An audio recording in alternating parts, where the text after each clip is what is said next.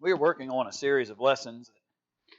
Actually, I did not write. Jim Jonas wrote this material. At least I think that's who wrote it. I found it one day, and his name was associated with it. I guess I didn't prove that one way or the other, but I feel pretty confident that he did. But we're spending some time talking about these things as it relates to the beginning of time, and we're trying to just take a survey approach of the history of man.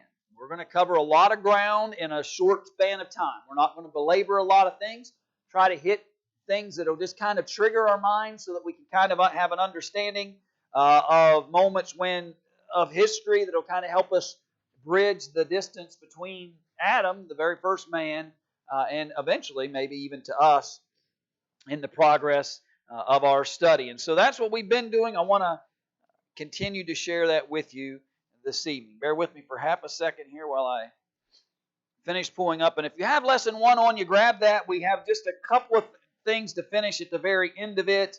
And then we'll move into the second lesson.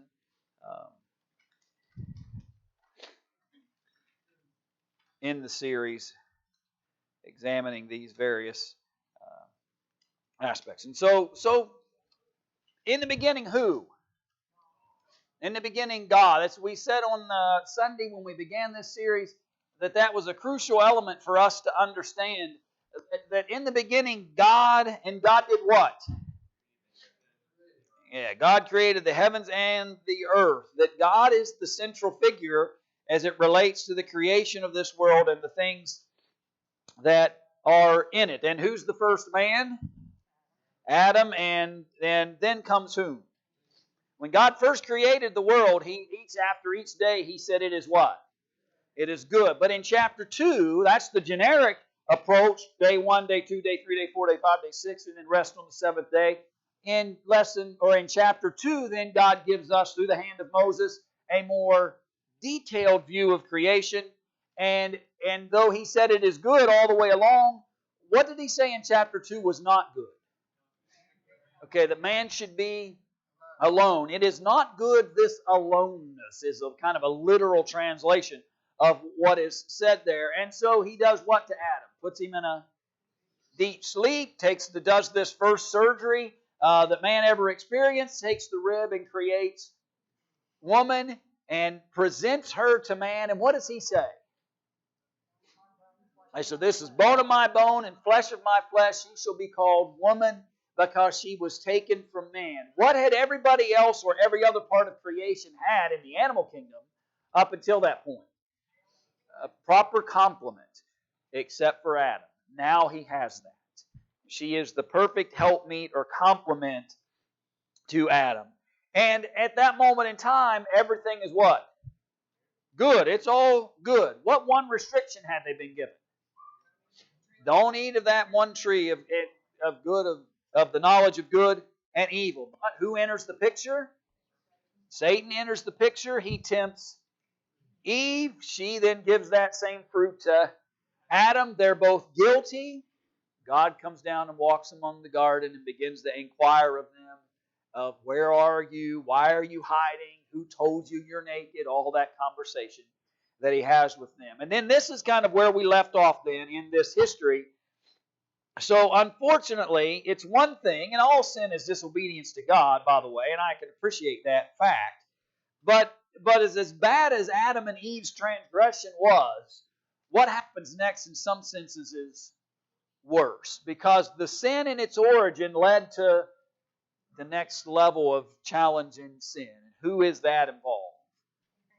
Cain and Abel. And so within Cain and Abel, we have this historical moment where God had given them instruction. We don't necessarily have the specific statement of where God communicated His will and purposes for them, but I believe it can be clearly understood within the narrative that they knew what God expected and what God did not expect from them. And God approved of whose sacrifice?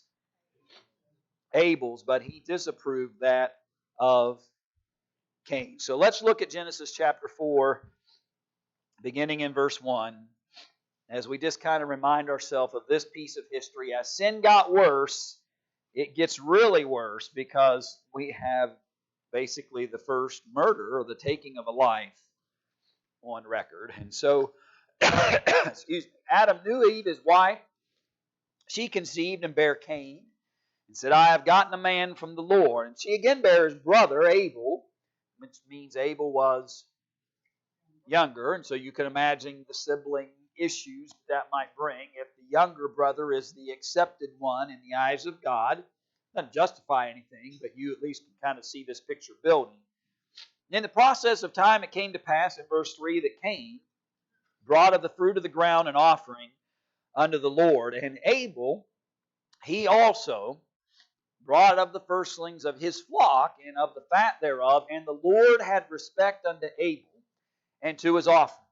But unto Cain and to his offering he had not respect, and Cain was very wroth, and his countenance fell. And the Lord said unto Cain, Why art thou wroth, and why is thy countenance fallen? If thou doest well, shalt thou not be accepted, and if thou doest not well, sin lieth at the door. And unto thee shall be his desire, and thou shalt rule over him. Now, you might say I'm taking a leap of faith maybe in some senses, but I think in that language we can conclude that basically God had told them what was well and what wasn't, what was good and what was not good, because God basically says to Cain, if you'd done what was right, we wouldn't be having this conversation. I'm always tempted to say, and I know it's not a big scriptural ground, but I've had people that ask for sacrifice, God would give them the sacrifice. Okay, I'll give you a chance to do it. Yeah. And I think that the revealed knowledge of God to them seems to be evident of what God was looking for from them. Now, rather than get upset with himself, and like in some ways what Brian just said, going back and bringing a proper sacrifice to God, what's Cain do instead? He gets angry with Abel. Cain rose up against Abel, his brother, and slew him. What happens to Cain after that? Okay, he becomes a vagabond. He's banished, if you will. He's got a concern, though, on that when he leaves. What's his concern? All right, so people are going to find out I killed my brother, and when they do, they're going to want to kill me. They're not going to want to embrace or accept me. Now, you wonder where those people come from. Well, all we're giving here is these two, and when you're telling a story that involves only two siblings, your focus would be on those two siblings. And I think that's what you had. Not a matter of where did the others come from, but these are the two that are under conversation in this moment. And so those are the two that you reference. I think that we have to conclude then that there's a process of time that has gone by where there has been enough population of the earth, which, by the way, go back to Genesis 1, was what? In terms of the instructions to Adam and Eve. That was what they were told to do. That was kind of the job they were given. Go fill the earth. Go multiply. And in those early days, by the way, Adam's going to live how long? Yeah, long period of time. He will see many children, grandchildren, great-grandchildren. He's going to be alive way down the chain as it relates to all the people that are being born. So Cain's concerned. Others are going to find out that he's been banished, and they might like to seek his life. And so what's God do?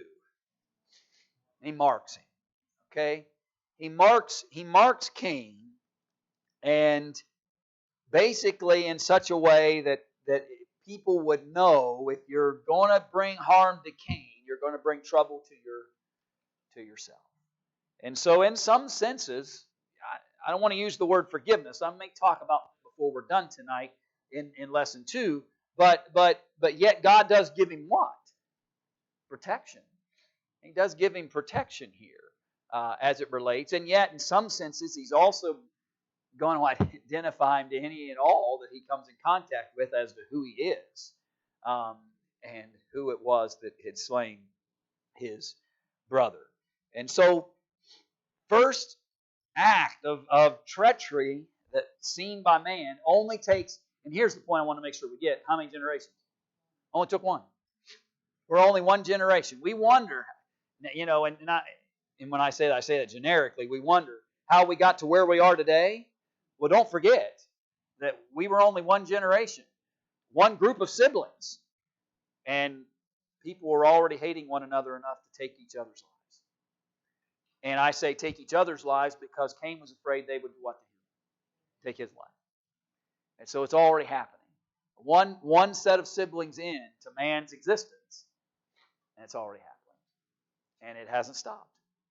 Unfortunately, it hasn't stopped. And it's been a plague and a challenge to man's existence since that time.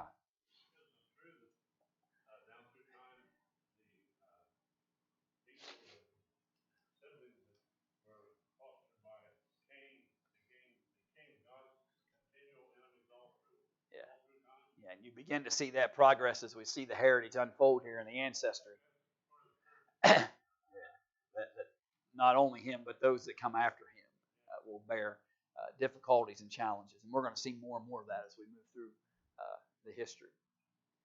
So question 9 asked, how did Cain's response to his sin resemble his parents' response to their sin? We'll go back and remember what God asked him. Where's your brother? And Cain says, my brother's keeper. So he's making excuses. What did Adam and Eve do? God comes down and says, where are you? Well, we were hiding in the garden. Why were you hiding in the garden? Well, we were naked. We were embarrassed that you were walking to and fro among us. And well, how did you know that? And so that wife you gave me that fruit that you told her not to give me, right? That whole excuse process. And Cain, in a lot of ways, is no different than that. Man, from Adam and Eve forward, have made attempts to excuse their own choices and behaviors when acknowledging the sinful practice. Cain should have just acknowledged it, corrected it, and he could have been in the favor of God's eyes from that point forward, but chose to do something different. What was Cain's complaint against God's punishment? We've already talked about that. Yeah, he'd be a fugitive and a vagabond, and people are going to want to take his life when they come in contact with him. All right, that's chapters 1 through 4 of the book of Genesis. Jump now to lesson 2, and let's keep moving forward in our study. And we talked Sunday morning about Wednesday nights are a little longer, and so we may be wrapping up prior lessons and moving through the next lessons together on Wednesday, but I am trying to use a survey approach. And so here come the genealogies, right? Here come these descriptions of these individuals within a heritage. Now, the author of the lesson sheet makes an interesting observation that I think is true when he says most genealogies, there in the very first paragraph, he said most genealogies in the Scriptures are not complete histories.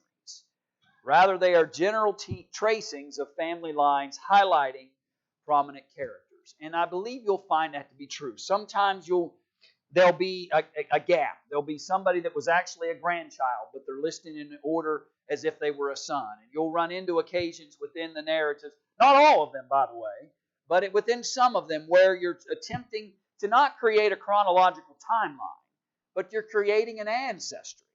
You're creating a heritage that points back to Adam, or points back to Abraham, or leads you up to Jesus, whatever it may be. And so sometimes within some of those genealogies, just remember that it is not an attempt to create a rigid chronological timetable, but an effort to give you the ancestral history of individuals. And by the way, that still happens.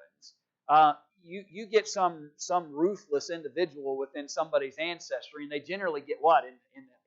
They get skipped, right? You just kind of skip in the process of time. And that can happen all. We're going to be running out of battery already. Sorry. We'll see what happens. So we've got to be careful.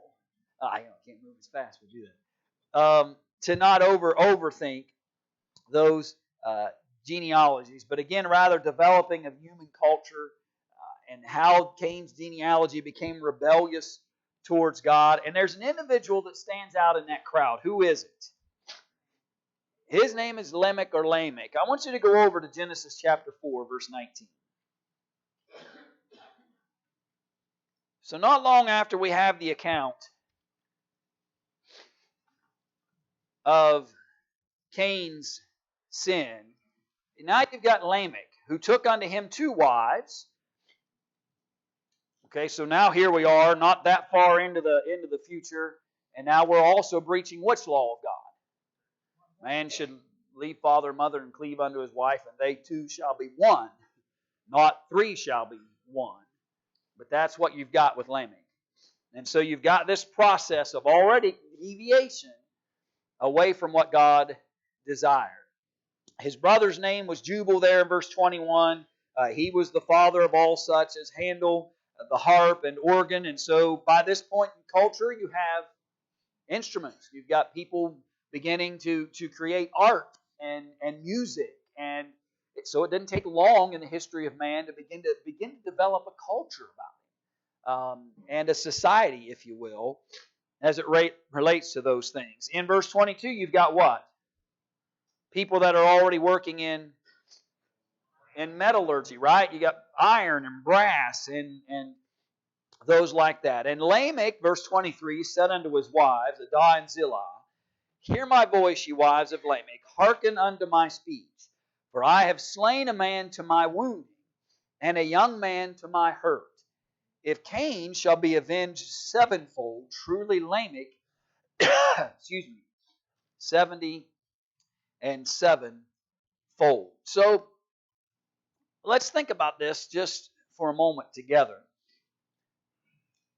So Lamech, the first polygamist that you see within Scripture, and then you see culture developing. But when he's trying to excuse his behaviors, who does he point to? He points to Cain. And what does he basically say, by the way? I'm not as what? I'm not as bad as Cain because I didn't kill my own brother. I'm not as bad as so. Now let me share with you. Go back for a minute. If I can find it in my own notes here. Go to Genesis chapter 4, verse 15. Go back to verse 15. And this is actually, by the way, an answer to question 1, this contrast of Lamech's attitude with that later taught by Jesus in Matthew 18:22. But I want you to see this. And the Lord said unto him, speaking of Cain, Therefore whosoever slayeth Cain, vengeance shall be taken on him sevenfold. And the Lord set a mark upon Cain, lest any finding him should kill him. So when God identifies Cain, he says, anybody that does anything to Cain, I'm going to bring retribution sevenfold against them. So Lamech, by the time he talks to his wives about what he's gotten away with, he says to them, God will bring retribution how many times? 70 times 7. Well, that sounds familiar, doesn't it? Because Jesus used that in Matthew 18:22 to identify how many times we should be forgiven. I think you probably have the first imagery of the forgiveness of God. When it comes to Cain, what should have happened to him? If he had been under the Mosaic law, what would have happened to him? He'd been put to death. If it would have happened just a chapter or 2 later in this narrative, what would happen to him? Blood for blood, right? After the flood and Noah comes out of the ark, God institutes blood for blood law. Hadn't done that yet. And so Cain sees a sense of mercy and grace and forgiveness. Lamech is appealing to that, looks at his own transgressions and says, Cain's a lot worse than me, and if he got sevenfold the benefit of God, then I'm certainly going to get 70 times 7. And then Jesus says that enumeration really shouldn't be about how bad I can be and get away with it. It should be a recognition that I can find forgiveness, not just from man, but from God. My attitude should be to be forgiving.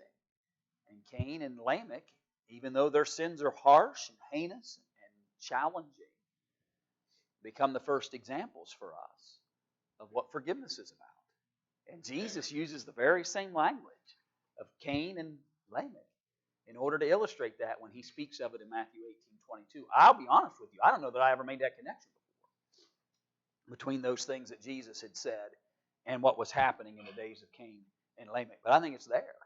I think it's definitely there. So, here goes this line of humanity. If you're looking at your lesson sheets, I'm down under that section that says the genealogy of Adam. Oh, Brian, don't do it that way. Now, it'll take me a minute to find it back. What's that? Yeah, I was backing up, actually. I was ahead of myself on question 1. I'm backing up into Genesis 4 still. And if I can get it on the screen for you, then of course this thing will die in a minute anyway. So, under this paragraph, the genealogy of Adam establishes a line of humanity that will preserve the seed of woman. When God prophesied that would be the case in Genesis 3:15, after they had sinned. And for a period of time, you have a people that seem to be pretty in tune with what God desires. Who's the key figure in that in Genesis chapter 5? Enoch, right? Enoch or Enoch becomes kind of the central figure or example of that here in this particular moment in Genesis chapter 5, in this history of man. And because of that, what honor did God bestow upon him? Okay, and he just took, and so what message does that send to mankind? Okay, so man can live in harmony with God, and what happens if you do?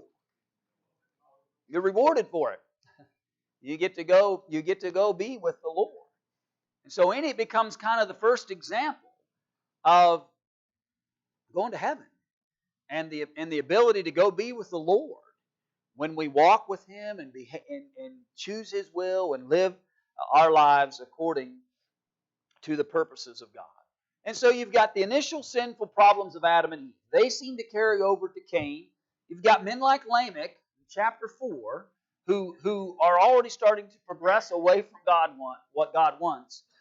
But you also have, chapter 5, men like Enoch, who are living right, walking right. So their world's not a whole lot different than our world. Some people living by God's standards, some not. And that's kind of the existence they had in that time as well. But something changes in chapter 6. What is it? Okay, so mankind becomes to a level of evil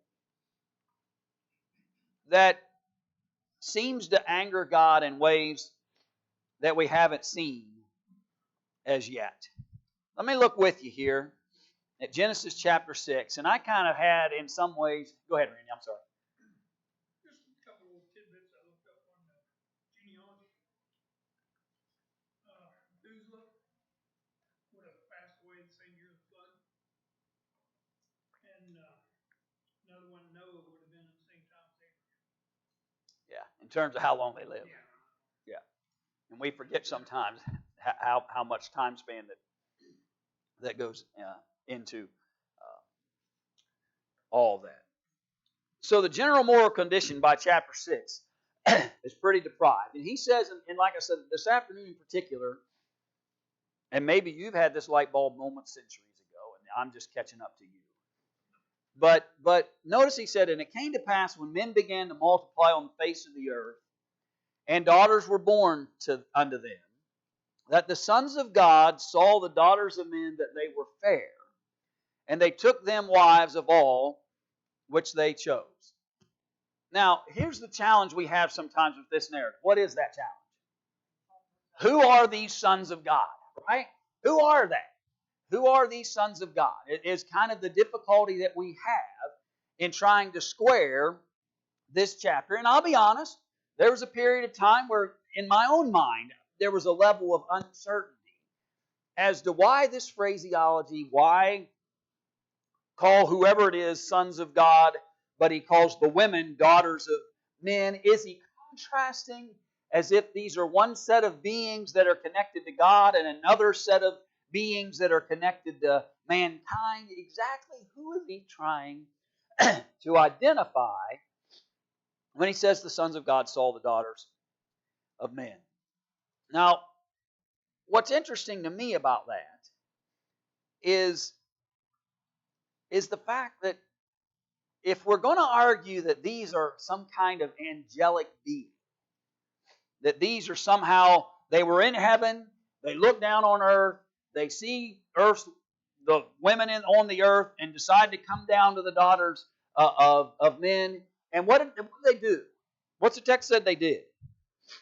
They took them wives. I want you to go notice something in Matthew 22 with me. Matthew chapter 22.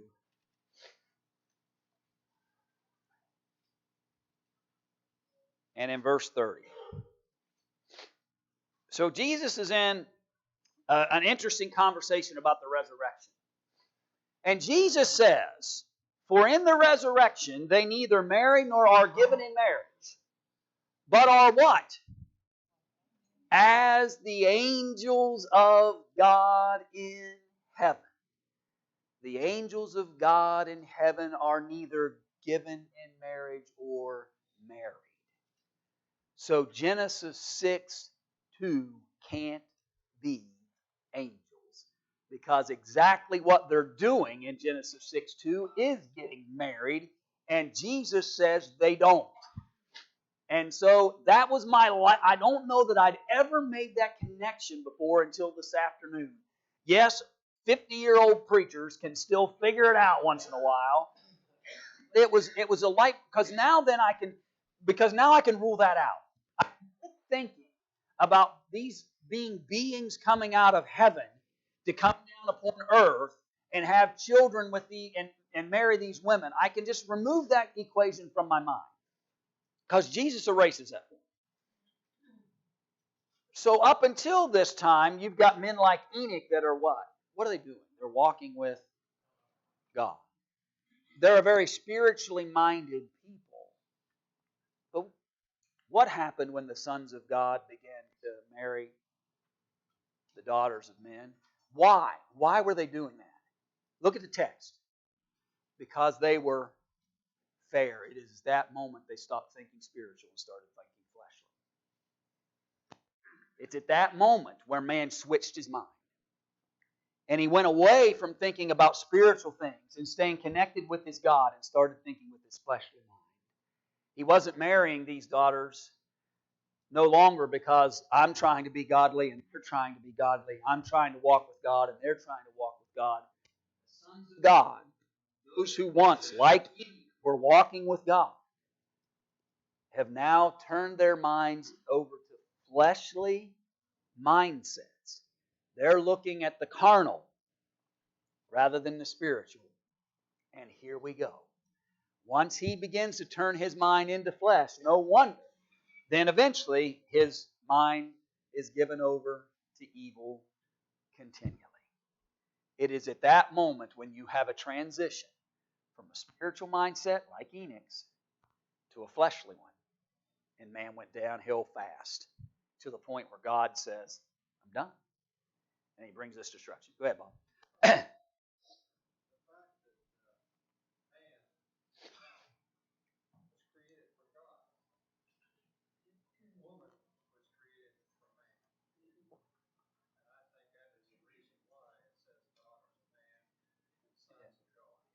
It could be part of why he would use that kind of description here as well. Go ahead, Gary. You're fine. Go ahead, Gary.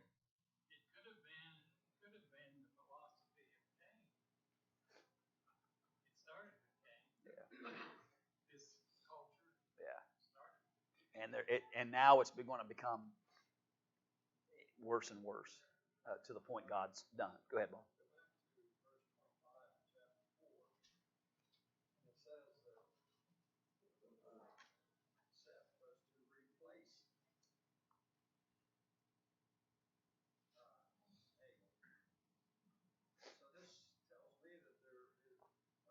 Yeah.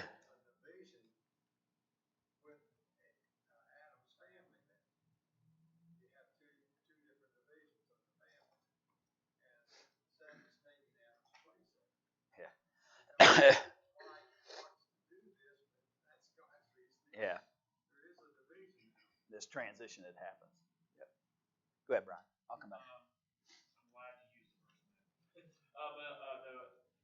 verse. But where I get this. And every commentary, every study Bible disagrees with that. And what we just saw, and it shows that they're not angels. But in the last verse of chapter 4, 26, and to Seth also there was born a son. And he called his name Enoch. Then began man to call upon the name of the Lord. Yeah. That's what the son called. Yeah. It.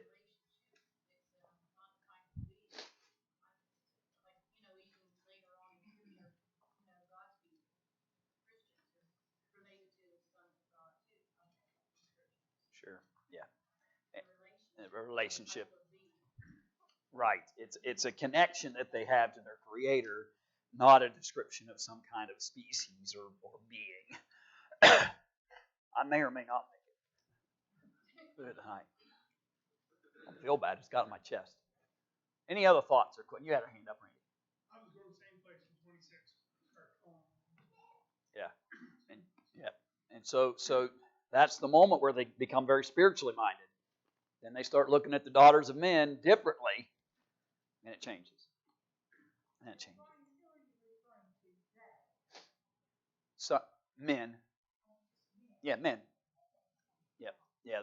The sons of God, I believe, are just men. They're the men that had been worshiping, finally acknowledging who God was. Men like Enoch that had been striving and so up until that point they were honoring God. And then they start thinking fleshly, and that changes.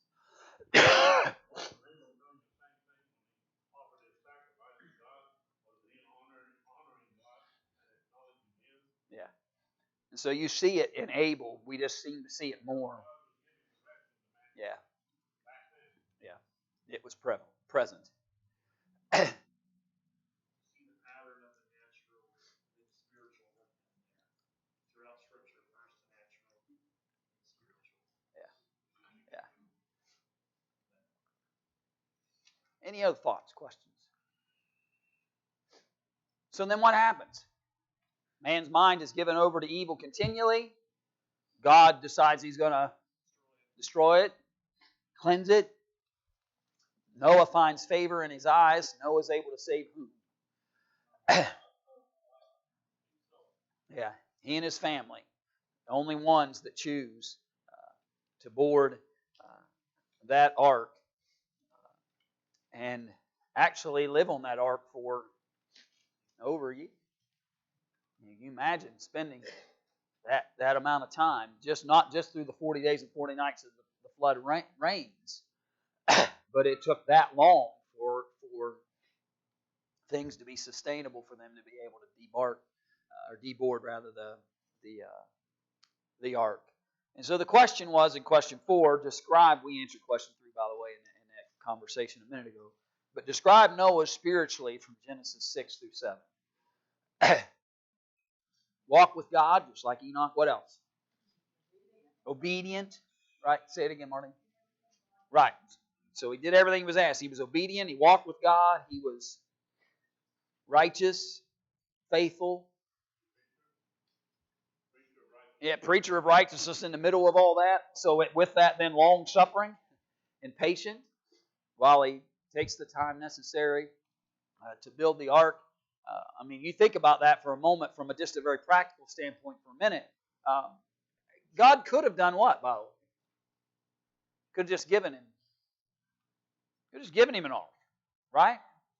And not have to haul gopher wood from who knows where by the time you're building that large of a structure. Not have to run down there and get that pitch and bring it up and weatherproof that vessel. Not have to take all this. God could have just said, Noah, here's an ark, get on it.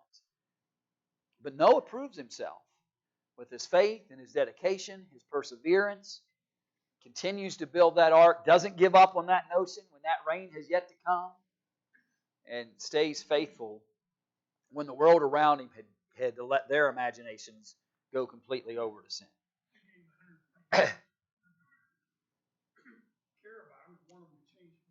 Yeah.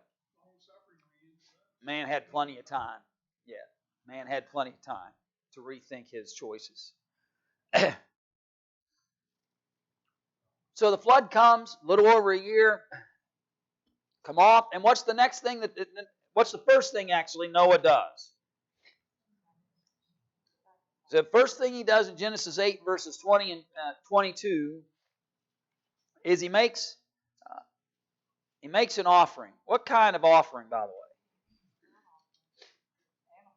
He makes an animal offering in a situation where he doesn't have very many animals. Think about it. He's been on the ark. He had the ones that were there to be multiplied. He had others that were to sustain them through the journey. But it's going to be a while before those animals can leave that ark and begin to replenish the earth. And yet he recognizes that his obligation to God is foremost and does what many others would not. He makes a proper sacrifice. Verse 20 of chapter 8, Then Noah built an altar to the Lord and took of every clean animal and of every clean bird and offered burnt offerings on the altar. And the Lord smelled a soothing aroma. Then the Lord said in his heart, I will never again curse the ground for man's sake.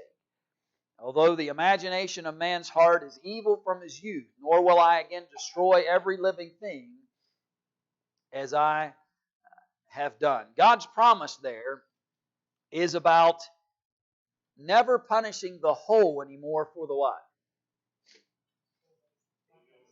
For just the guilty. Because that's kind of the imagery, right? He said, I destroyed everything because I was frustrated with man.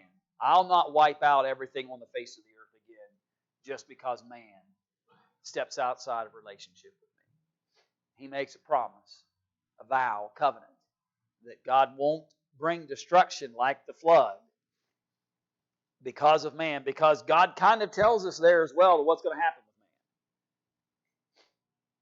We're going to do what? Right out of the ark, he says, young men are from their youth, they're evil. They're sitting. So the implication is God recognizes that it's not going to end. That man won't be long, and he wasn't, right? He wasn't long. Noah himself wasn't long before the sins began again. But God makes a promise that he won't bring the same kind of destruction. Never again curse the ground for man's sake. And never again destroy those things for the cause of man. Thoughts or questions up to there? I'm trying to look at my own notes real quick and make sure we're highlighting all the... So what's he give in terms of reminding them of that covenant? He gives that rainbow, which is a covenant promise made from God. In Genesis chapter 9, again in verse 8, Then God spoke to Noah and to his sons with him, saying, And as for me, behold, I establish my covenant with you and with your descendants after you, and with every living creature that is with you, the birds, the cattle, the beasts of the earth with you, of all that go out of the ark, every beast of the earth. Thus I establish my covenant with you. Never again shall all flesh be cut off from the waters by the waters of the flood. Never again shall there be a flood to destroy the earth. And then later we see that promise reminder of the rainbow given to mankind. Yes.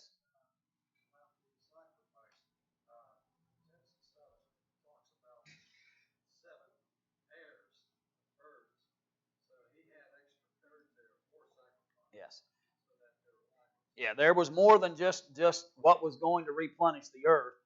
My point, let me make sure I'm clear on that, isn't necessarily the idea that he didn't have them, so much as it was a genuine sacrifice when there's sparse few to go around. But you're right. He was prepared in a sense for that occasion. What does God note about the heart of man in Genesis 8:21? It'll once again fall prey to evil. God has no thoughts that man is just going to completely correct himself after the flood.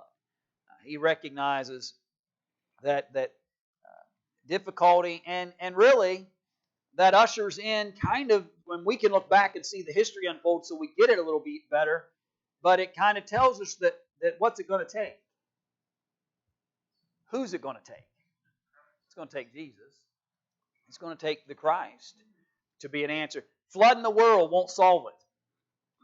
God says flooding the world is not going to solve it. Destroying the earth again with a flood won't resolve, because He did that, and Noah and his family come out, and it's not going to be long before sin re-enters the picture. So God doesn't have delusions about what's going to happen after the flood. So He makes the covenant, the promise.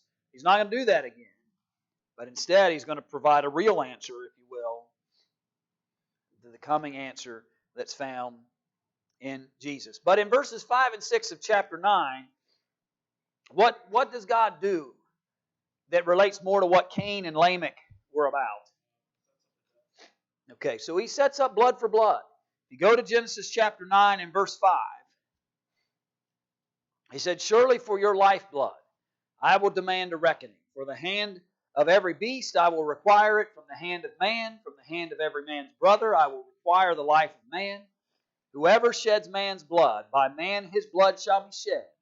For in the image of God He made man." You have not just a law as it relates to when you take the life of another, but you have what else there? You're given the reason. What's the reason? In the image of God. Man's in the image of God. The reason why God wants blood for blood, life for life, is because if you rob another, if you take the life of an innocent, you shed innocent blood, you're taking the life of one who was created in the image of God and has stamped on them that power of creation that this whole process began with. And so you begin right after the leaving of the ark with this powerful message of what happens from this point forward when innocent blood is shed. Then in verse 7 of Genesis 9, what's the instruction? Go, be fruitful and multiply. Same instruction that was given to Adam and Eve. Basically, God says, we're going to restart this process. And we're going to do this all over again. Just like we started with Adam and Eve, Noah and his family, though he started with a handful more than he started with Adam and Eve. But go be fruitful and multiply. And so you begin to have this heritage. Who were the three sons of Noah? Okay, so Ham, Shem, and Japheth. All right, in Genesis chapter 10, verses 2 through 5, you have the history of, that's Japheth, right? So in that text, you have the sons of Japheth. And history bears out that that's kind of the ancestors eventually of what they call the Indo-European peoples. We won't dive too far into that conversation. But then you have the sons of Ham in verses 6 through 20 of Genesis chapter 10. They are part of that Egyptian culture that eventually will rise. And then the sons of Shem in verses 21 through 31, which is the root word that we get the word Semitic, right? And that's, and our minds maybe go immediately to Jews, but it's not just Jews. It's those Arabs, Syrians, Assyrians, Babylonians, Persians. By strict definition, they all fall under that lineage that ultimately came from Shem. There'll be diversions and branches in that family tree eventually, but they can back their history up to Shem. According to the curse, verse 7, which Noah pronounced, or question 7, that Noah pronounced upon Canaan, the son of Ham, what position would they occupy relative to the descendants of Shem in Genesis 9, verse 24 through 26? Okay, they're going to become servants. So the Canaanites, who are the descendants of Ham, create difficulties for God. And because of that, God pronounces that they're going to become the servants of others. In the days of Abraham, if you go into chapter 12 then, and you see that beginning to unfold, notice verse 6 of chapter 12. Abram passed through the land to the place of Shechem as far as Terebinth tree of Morai, and the Canaanites were then in the land. Then the Lord appeared to Abram and said, to your descendants I will give this land. And there he built an altar to the Lord who had appeared to him. So you begin to see the first signs of how God, even through Abraham, is going to displace the Canaanites. They're going to lose the possession of their land, and they're going to become servants to those who possess it. Now, there's a lot of history that's going to unfold after that moment in time as it relates to Abraham. But at its core, you have this description of the Canaanites and how they become servants to others. And eventually, you really see that come to fruition when Abraham comes on the scene in chapter 12, which we're not quite to that yet. One more piece let's get in tonight. So then in Genesis 11, what happens? Tower of Babel. Okay. So you think about biblical history, Adam and Eve, and some generations, some not so good ones like Lamech, some really good ones like Enoch, and then things go bad when the sons of God begin to think fleshly instead of spiritually. Noah finds favor in the eyes of God, Genesis chapter 6, and he and his family are the only ones spared. God uses the ark to provide for them the safety. They come out of the ark, including Shem, Ham, and Japheth, and they begin to have children. And that heritage begins to build. So now you're just into that lineage, that ancestry. And in Genesis chapter 11, what are they attempting to do? Okay, there's very specifically, they're trying to build a tower supposedly to reach to heaven or to God. What are they really trying to do? Trying to make a name for themselves. Trying to make a name for themselves. Because if they can make a name for themselves, they won't need to recognize who? God. And they're trying to do that in a unified way. So what's God do when He witnesses them? How does He handle this effort to have a one unified mankind? Yeah, He confuses them with languages. He changes their languages, and they begin to divide up based on who you could talk to and who you could understand. And the effort to make a name for themselves by building this tower goes away. There is a need, might be not the right word, but it's the best one I've got in a moment. But there's a purpose that God wants men divided up and not elevate themselves to where they feel like they've got all the power and influence. And if we band together, one world order is the words that we often hear. And what's the effort of that? If we can get everybody under one world order, then who will be God? Yeah, some leader somewhere will elevate himself. There's purpose and reason why there's nations and boundaries and places and reasons why God has left man divided. Because He only wants them unified where and with whom? With Jesus in the body of Christ. That's the unified, not one world order of man. God wants one body, Jesus the Christ. And from the days of Genesis 11 and the Tower of Babel, God was dividing man up to keep him from the notion of him thinking that he could raise his own knowledge and skill and understanding and power to such a level that he would be his own God. And God continues to leave man divided. The Bible sometimes talks about there will always be wars and rumors of wars. God has left man divided since the days of the Tower of Babel and has no intention of unifying man other than in the body of Christ through the blood of the Lamb.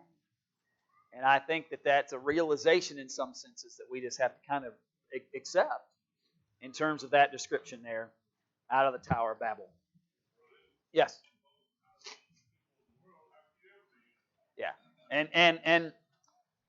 And you think about it, we're really in many senses, we're still divided by the same thing that divided them in that time period. Under the plan of God and design. that God had. All right, I've got lesson 3 for you back there. You can grab it on your way out. This evening we will move on into it. I realize, again, this isn't necessarily the style that we normally take in our Bible studies, but I really just want to give us a synopsis, survey, history of the Scriptures in our study. So we're going to cover a lot of ground. I was thinking earlier, I told you we were going to cover from Genesis to Joshua in 22 weeks. I'm wrong, because we're covering 2 lessons a week. So we're going to do that in 11 weeks. And so we're going to cover a lot of ground in a short span of time, just reminders of the history of how we got to where we are.